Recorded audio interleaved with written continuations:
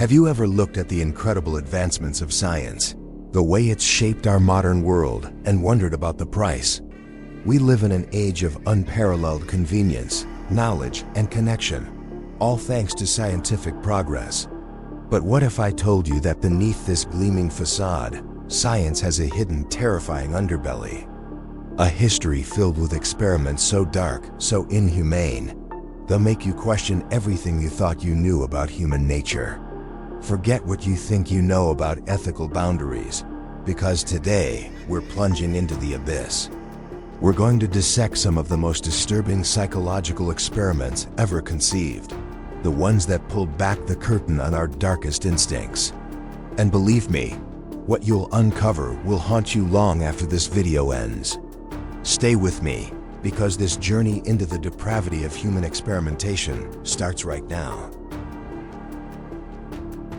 Please like and subscribe to my channel. Please comment what you want to suggest to me. That will be the motivation for me to make videos every day. Thank you very much. Now let's get back to the topic.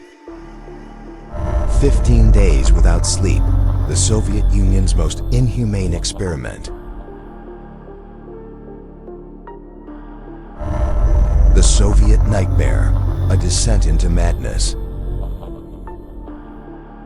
Our first stop on this chilling tour takes us to the desolate Cold War-era Soviet Union, sometime in the 1940s. Imagine a windowless, soundproof room, sealed off from the world. Inside, 5 political prisoners, deemed expendable by the state, were subjected to what became infamously known as the Russian sleep experiment.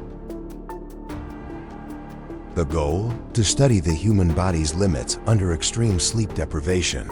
But this wasn't just about staying awake. A special odorless gas was pumped into the chamber, designed to chemically prevent sleep, keeping these unfortunate souls in a continuous state of forced wakefulness. For the first few days, the prisoners were surprisingly calm. They talked, shared stories of their past, their families, and the war. It almost seemed manageable. But here's where the human element, the raw, unfiltered reality of our fragile minds, began to unravel. Around day 4, the conversation started to shift, taking on a darker, more paranoid tone. By day 5, their whispers turned to unsettling confessions of their past misdeeds, the very actions that landed them in this living hell. They stopped talking to each other, instead mumbling incoherently into the hidden microphones, their eyes darting towards the one-way mirror, fixed on the scientists watching them like lab rats. Then, around day 9, the experiment truly descended into madness. One subject began screaming, a primal, guttural shriek that lasted for hours until his vocal cords tore. Yet, disturbingly, the others remained unresponsive, continuing their eerie whispers.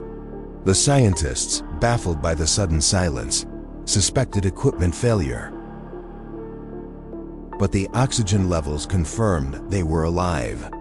When the cameras mysteriously died on day 10, observation became almost impossible, relying only on faint whispers and the small one-way mirror. 14 days in, with no sign of life, the researchers made a terrifying decision. They tried to communicate, offering freedom if the subjects cooperated. The response echoed from the darkness, "We no longer want to be freed." This simple sentence sent shivers down my spine when I first heard it. It's a chilling testament to how profoundly altered these individuals had become. The scientists, torn between continuing and stopping, eventually chose to open the chamber. What they found inside was a scene ripped straight from a nightmare. The rations were untouched, meaning these men hadn't eaten for over 10 days. One prisoner was dead, his body mutilated, seemingly by his own hands.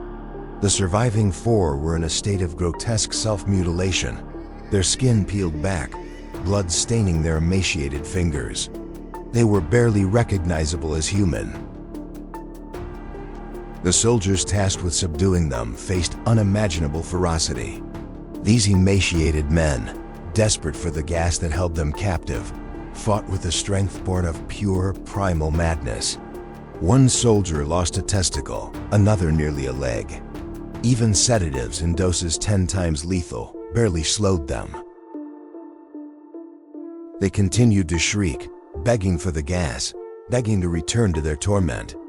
It's hard to imagine the sheer terror and confusion that must have gripped those soldiers and doctors. This wasn't just an experiment. It was a descent into a hell created by human hands, all in the name of science.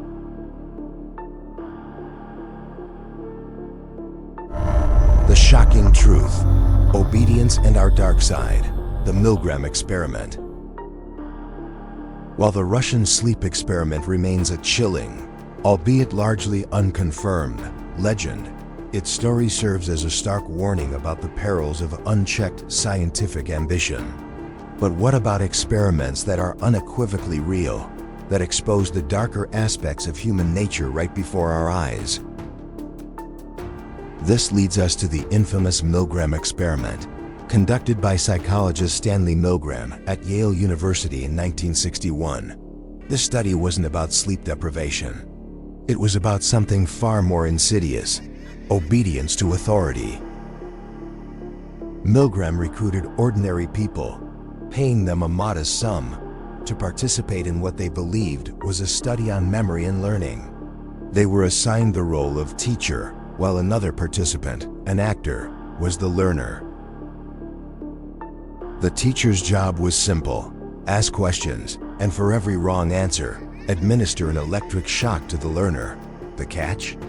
The shocks were fake, but the teacher didn't know that.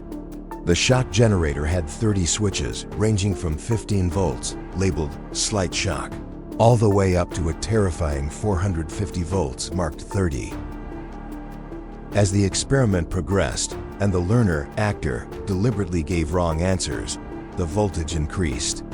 At 150 volts, the learner would cry out, demanding to be let out. At 300 volts, they would pound on the wall, screaming. Beyond that, a chilling silence. The teachers were visibly distressed. Many hesitated, expressed concern. Some even wanted to stop. But each time, the experimenter, a stern man in a white lab coat, would issue a series of increasingly firm prods. Please continue. The experiment requires that you continue. It is absolutely essential that you continue. And finally, you have no other choice. You must continue. Now here's the shocking truth. A staggering 65% of participants continued to administer shocks all the way to the maximum 450 volts, even when they believed they were causing severe pain or worse. Think about that for a moment. These were ordinary people, just like you and me. They weren't inherently evil. Yet, under the immense pressure of an authority figure, they were willing to inflict what they believed was extreme suffering. This experiment provided a horrifying insight. Humans are disturbingly susceptible to blind obedience, especially when they feel absolved of personal responsibility. The mantra, "I was just following orders," echoed through the results. But it also sparked a massive ethical debate. Many participants, when debriefed, expressed distress, while a surprising number reported feeling satisfied, believing they had contributed to science. This raised an even more uncomfortable question. Does obedience to authority somehow allow us to rationalize actions that are fundamentally immoral? When I first learned about the Milgram experiment, it genuinely shook me. It's easy to believe that we, as individuals, would stand firm against doing harm. But Milgram's work suggests that many of us, when placed in a situation where responsibility is seemingly shifted to an authority, can act in ways we never thought possible. It's not about inherent evil. It's about the powerful psychological forces at play when we feel compelled to obey. This is why understanding situational ethics is so crucial. Knowing that our environment and perceived roles can dramatically influence our behavior. It makes you wonder, in what situations might you unknowingly become complicit in something you fundamentally disagree with? Power corrupts. The Stanford Prison Experiment. If Milgram showed us the power of obedience, then the Stanford Prison Experiment, conducted in 1971 by Philip Zimbardo, unveiled the terrifying ease with which ordinary people can succumb to the corrupting influence of power, and how easily others can be dehumanized. This wasn't about electric shocks. It was about the psychological effects of perceived power. Zimbardo recruited male college students, psychologically stable and healthy, to participate in a 2-week simulated prison experiment. They were randomly assigned roles, either guards or prisoners. The prison itself was set up in the basement of Stanford University's psychology building. The prisoners were even arrested at their homes by real police, adding to the realism. Initially, both groups took their roles lightly, but within days, the situation spiraled. The guards, given uniforms, billy clubs, and mirrored sunglasses which dehumanized them by obscuring their eyes, began to exhibit genuinely sadistic behavior. They devised harsh rules, woke prisoners in the middle of the night for roll calls, forced them to perform humiliating acts, and denied them basic dignities like using the bathroom, making them use buckets instead. They even started to punish good prisoners to maintain control. My personal reaction to reading about this experiment was one of profound shock at how quickly the guards adopted cruel personas, simply because they were given authority.